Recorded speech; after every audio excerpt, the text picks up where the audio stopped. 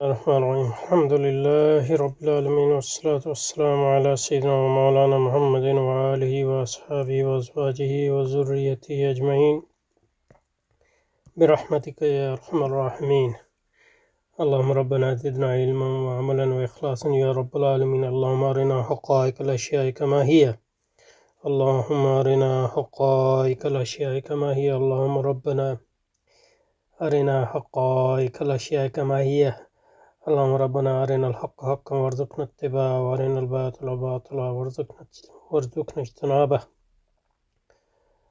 اللهم أرنا حقائق الأشياء كما هي. اللهم ربنا زدنا علما وعملا وإخلاصا يا رب العالمين. اللهم لعن إسرائيل وأمريكا وبريطانيا وحلفائهن وصهاينة العرب والعجم الذين يقاتلون أولياءك في غزة وفي فلسطين كلها ويقتلون الأبرياء والأطفال والنساء. اللهم شتت شملهم ومزق جمعهم وخرب بيوتهم ودمر ديارهم ومسخ وجوههم وانزل بهم بأسك الذي لا ترد عن القوم المجرمين. اللهم انصر أولياءك في غزة. اللهم انصرهم على عدوك وعدوهم إنك على كل شيء قدير. اللهم انصر المجاهدين في غزة وفي فلسطين كلها وفي اليمن وفي لبنان. اللهم انصرهم على عدوك وعدوهم إنك على كل شيء قدير. اللهم ألف بين قلوبهم وأصلح ذات بينهم وصفف ووهج صفوفهم وثبت أقدامهم يا رب العالمين إنك على كل شيء قدير. اللهم فرج عنا وعن إخواننا في غزة. اللهم فرج عن أوليائك في غزة. اللهم فرج عن أطفال غزة ورجال غزة ونساء غزة وعجائز غزة. اللهم فرج عنا وعن إخواننا في غزة وفي فلسطين كلها وفي لبنان وفي اليمن وفي سوريا وفي سائر بلدان المسلمين. اللهم نفس كربنا وكربهم وثبت أقدامنا وأقدامهم والطف بنا وبهم يا أرحم الراحمين يا رب العالمين. اللهم تقبل شهدانا. اللهم تقبل شهدانا. اللهم ارحم شهدانا. اللهم اشف جرحانا ومرضانا. اللهم فك أسرانا. اللهم نتوسل إليك بشهداء غزة. اللهم إنا نتوسل إليك بشهداء غزة وشهداء أحد وشهداء بدر. اللهم نتوسل إليك بشهداء غزة أن تقبل دعانا وتحقق رجانا يا رب العالمين. وصل وسلم على عبدك وحبيبك وصفيك وخليلك ورسولك ووليك مولانا وسيدنا وحبيبنا وشفينا محمد وآله وأصحابه وأزواجه وذريته أجمعين برحمتك يا أرحم الراحمين. اچھا جی، یہ بنیادی طور پہ ہم نے اس کو کر لیا تھا پچھلی بار، لیکن یہ کہ دوبارہ ایک بار دیکھتے ہیں. مولانا کی تیسری فکری فروگزاشت. دوسری تو پہلی کون سی تھی؟ جمہور امت سے. اچھا، مولانا کی تیسری فکری فروگزاشت یہ تھی کہ انہوں نے صرف سیاسی جدوجہد سے پاکستان میں اظہار دین کے لیے کام کی منصوبہ بندی کی. اس سیاسی جدوجہد کا کیا مطلب؟ صرف سیاسی جدوجہد کا کیا مطلب ہے؟ جیسے میں نے کہا، سیاست انبیاء کا کام ہے اور علماء بطور وارث انبیاء کے سیاست، یعنی کہ غیر دینی سیاست کی تو یہ تو بتا دیں، ایسی تو نہیں. تو وہ اظہار دین کے لیے حالانکہ مثلاً صبر تو اس کی بنیاد فرما رہے ہیں کہ پیش پردہ الہی فارمولہ کام کر رہا ہے، جیسے آپ صلی اللہ علیہ وسلم ہدایت روشنی تعلیم و کتاب یعنی افراد کی تعمیر، سیرت تعمیر کا کام کیا. تو یہ جو سیرت نبوی کی یہ تشریح ہے، یہ مستشرقین کی ہے بنیادی طور پہ. مثلاً واٹ نے کہتا ہے محمد مکہ، محمد مدینہ، اور وہ کہتے ہیں کہ مدینہ میں جا کے آپ نے جو ہے اسٹریٹجی چینج کی مکہ میں سے. تو یہ مطلب یہ ہے کہ ہمارے یہاں بھی اس کا اثر آیا ہے، لیکن یہ بالکل آپ جو سیر کی کتابوں میں دیکھیں، حتیٰ کہ مطلب جدید یعنی ہمارے اساتذہ بھی یہ کہتے ہیں کہ یہ مطلب رسول پاک صلی اللہ علیہ وسلم اول روز سے وہ تینوں کام کر رہے تھے. یہ افراد ایجنٹ ہیں. افراد ایجنٹ ہیں کیا مطلب؟ یعنی عامل ہیں لیکن معمول بھی ہیں، ہر فرد عامل بھی ہوتا ہے معمول بھی ہوتا ہے. تو یہ مطلب یہ عجیب و غریب تصور ہے کہ یہ عجیب و غریب تصور ہے کہ فرد سے پہلے فرد کو ٹھیک کریں گے تو پھر معاشرہ بنے گا، معاشرے کو صحیح کریں گے تو ریاست بنے گی، کیونکہ فرد سے ہی بنتے ہیں معاشرے اور ریاست. تو اس میں بہت سے منطقی اغلوطے قائم ہیں. مطلب یہ کہ کمپوزیشنل فیلسی بھی شامل ہے اس میں، اور اگر میں غور کروں تو اور بھی دوسرے اغلوطوں کو کبھی ذکر کر سکتا ہوں. اور اس کا کیا مطلب ہے، ابھی پچھلی بار بھی تھوڑا اس پہ اشارہ کیا تھا، لیکن اس پہ تھوڑی زیادہ تفصیل اس بار عرض کریں گے. انہوں نے اسلامی معاشرہ قائم کیا افراد نے، اور یہ اسلامی معاشرہ بتدریج اسلامی ریاست میں بدل گیا. بتدریج کا کیا مطلب؟ ریاست ایک یعنی کنٹینیوم ہے، کیونکہ مغرب معاشرہ افراد ہی سے مل کے بنتا ہے. پہلی بات ہے یہ غلط ہے. یہی آپ ان ایبسٹریکٹ تجریدی طور پہ تو کہہ سکتے ہیں کہ معاشرہ افراد سے بنتا ہے، لیکن یہ بالکل مجردانہ چیز ہے، یہ حقیقی چیز نہیں ہے. یعنی رابن کروسو وغیرہ کہ اگر فکشن کو آپ مانتے ہو تو وہ صحیح ہے، لیکن یہ کہ یہ جو کہہ رہے ہیں کہ معاشرہ افراد سے بنتا ہے، یہ صرف ایک مجرد معاشرہ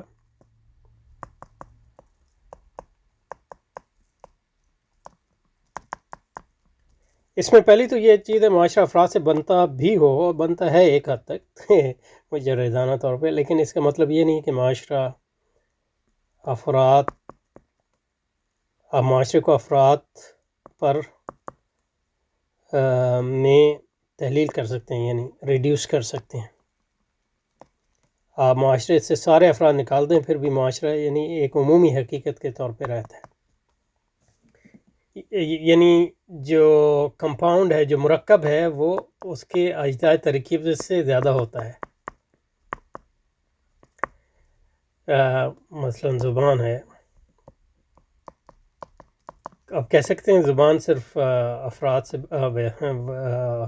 الفاظ سے بنی ہے یا کلمات سے بنی ہے، اور یہ صحیح ہے، لیکن محض کلمات سے تو زبان نہیں بنتی.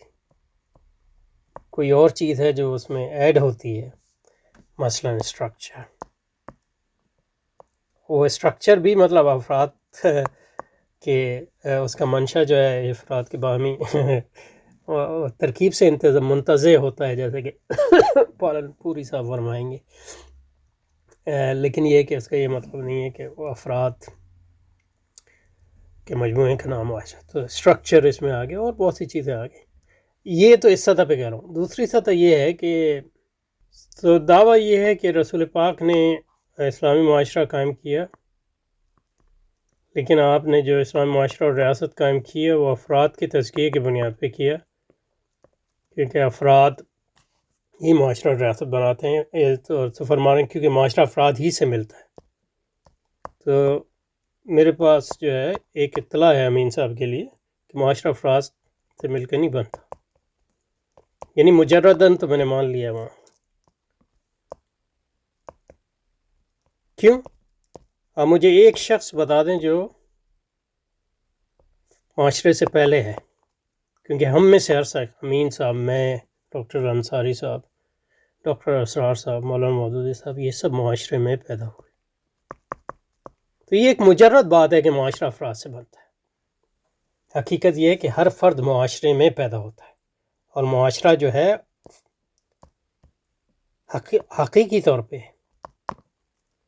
یہ خارجی وجود کے لحاظ سے فرد سے اول ہے. یعنی آپ کے تصور میں جو ہے آپ یہ تصور کر لیتے ہیں کہ پہلے یعنی پہلا فرد تھا پھر دوسرا آیا، لیکن جہاں تک مطلب یہ حقیقت کا تعلق ہے، معاشرہ ہمیشہ فرد سے پہلے آتا ہے. یہ پہلی بات ہے. تو پوری جو آپ کی تھیری ہے مولانا مودودی کے خلاف یہاں، اور حقیقت یہ ہے کہ مولانا مودودی کے خلاف نہیں ہے، کیونکہ مولانا مودودی ایکچولی ان کے بھی خیالات بنیادی طور پہ یہ امین صاحب کے خیالات سے ملتے جلتے ہی تھے. تو کیونکہ معاشرہ افراد ہی سے مل کے بنتا ہے. نہیں، معاشرہ افراد سے مل کے نہیں بنتا. ہر فرد جو ہے معاشرے کے اندر پیدا ہوتا ہے.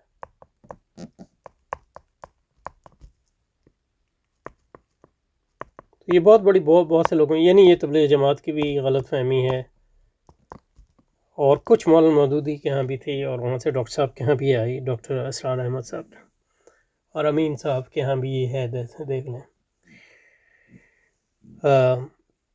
تو ہر فرد معاشرے کے اندر پیدا ہوتا ہے، تو یعنی حقیقتاً معاشرہ اول ہے اور فرد بعد میں آتا ہے۔ تو اس کا مطلب ہے جو فرد کی انفرادیت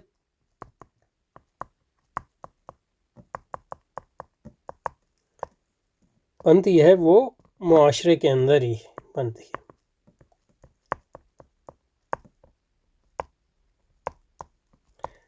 اور اس کو میں نے پچھلی بار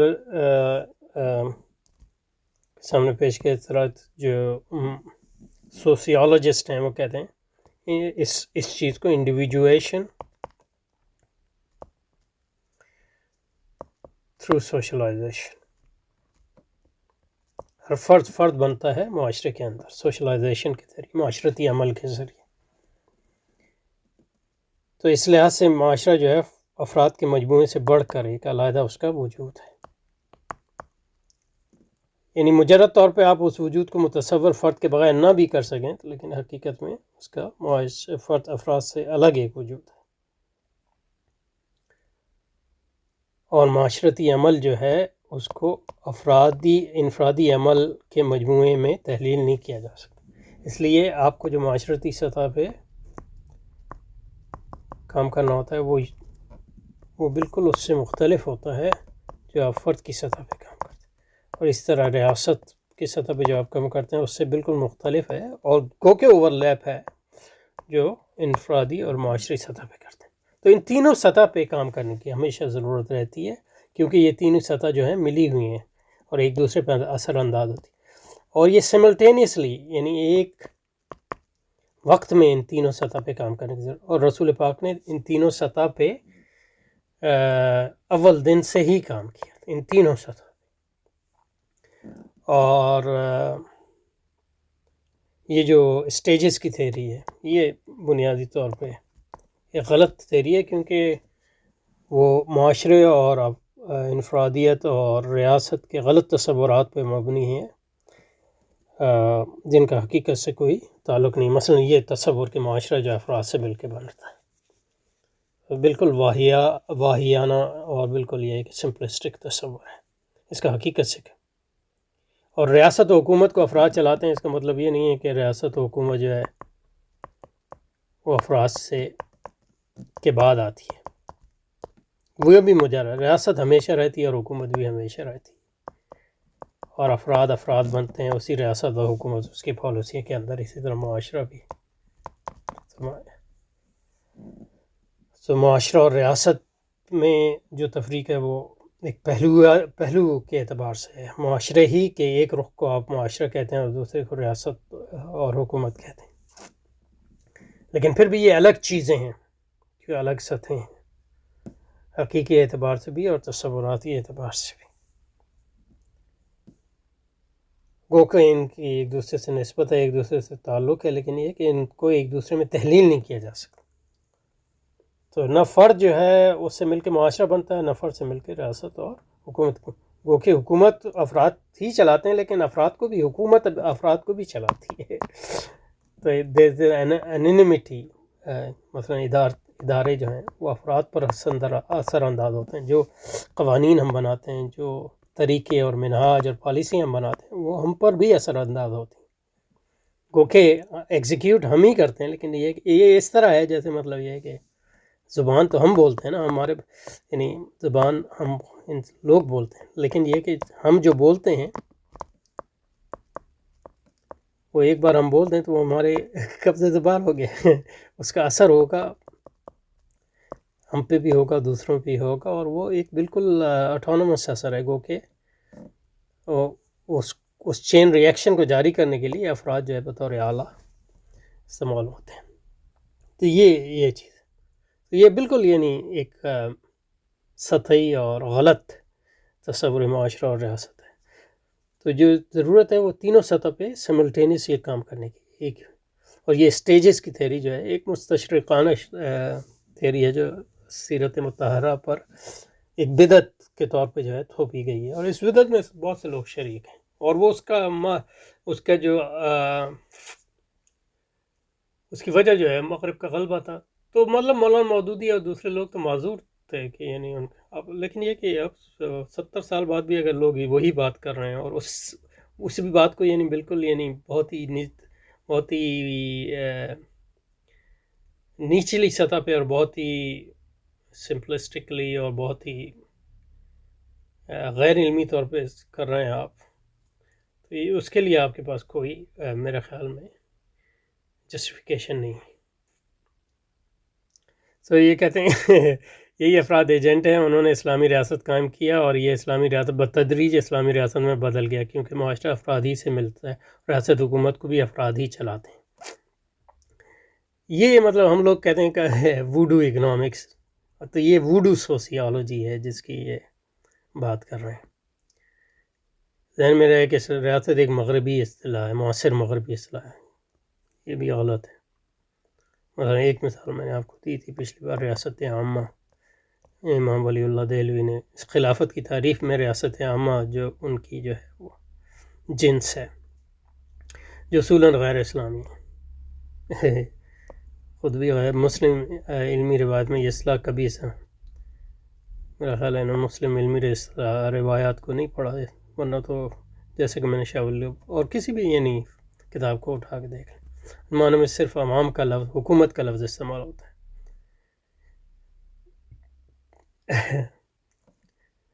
یعنی حکومت، ریاست کا میں نے بتا دیا.